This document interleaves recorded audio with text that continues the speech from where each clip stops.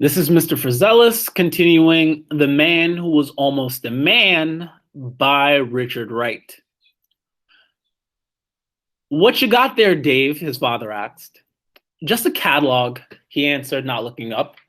Yeah, here they is. His eyes glowed at blue and black revolvers. He glanced up, feeling sudden guilt. His father was watching him. He eased the book under the table and rested it on his knees. After the blessing was asked, he ate. He scooped the peas and swallowed fat meat without chewing.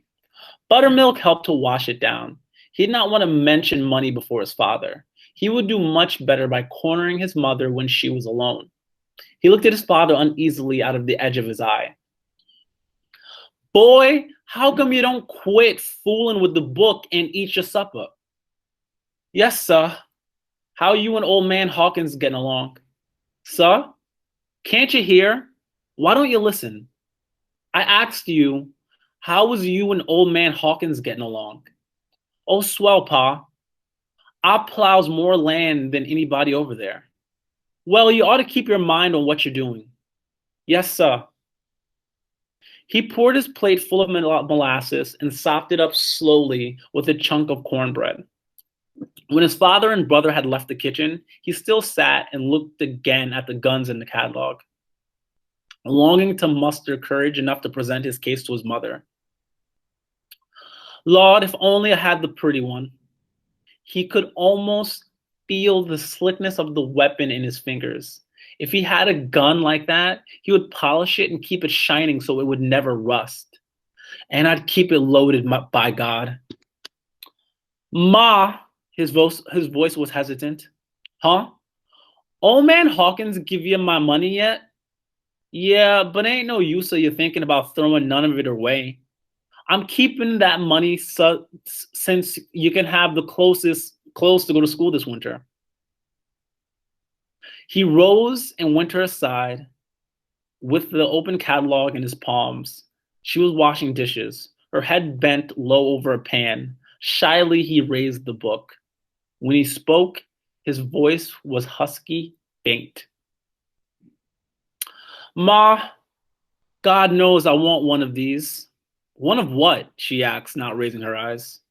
One of these, he said again, not daring even to point.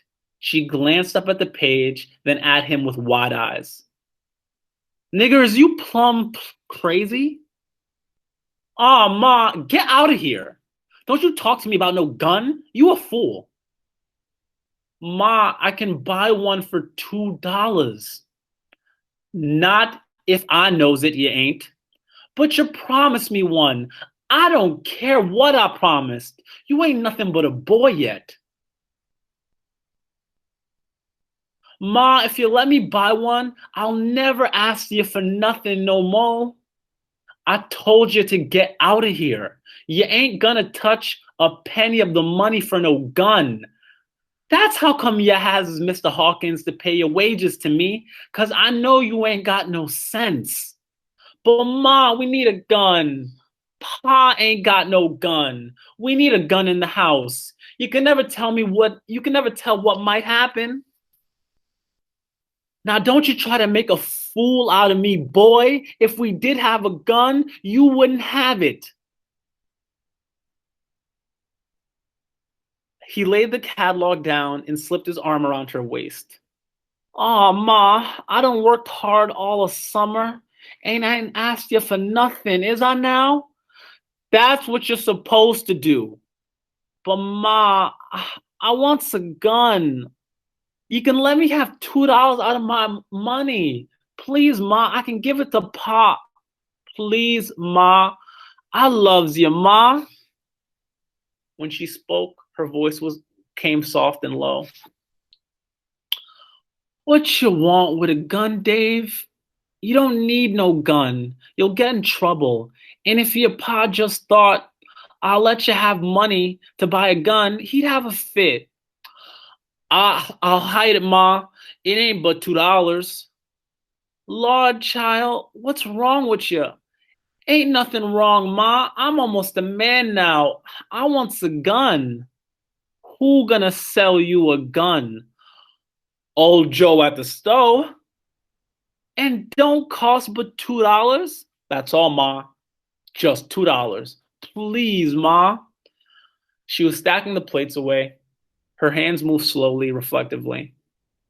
Dave kept in anxious silence. Finally, she turned to him. I'll let you get the gun if you promise me one thing.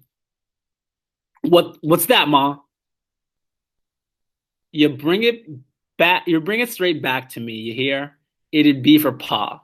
Yes'm, let me go now, Ma.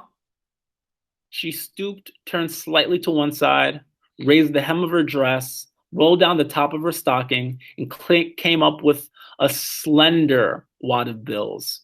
Here, she said, Lord knows you don't need a gun, but your Pa does. You bring it right back to me, you hear? I'ma put it up. Now, if you don't, I'ma have your Pa lick you so hard you won't forget it. Yes'm. He took the money, ran down the steps and across the yard. Dave! You Dave! He heard. But he was not going to stop now. Nah, Lord.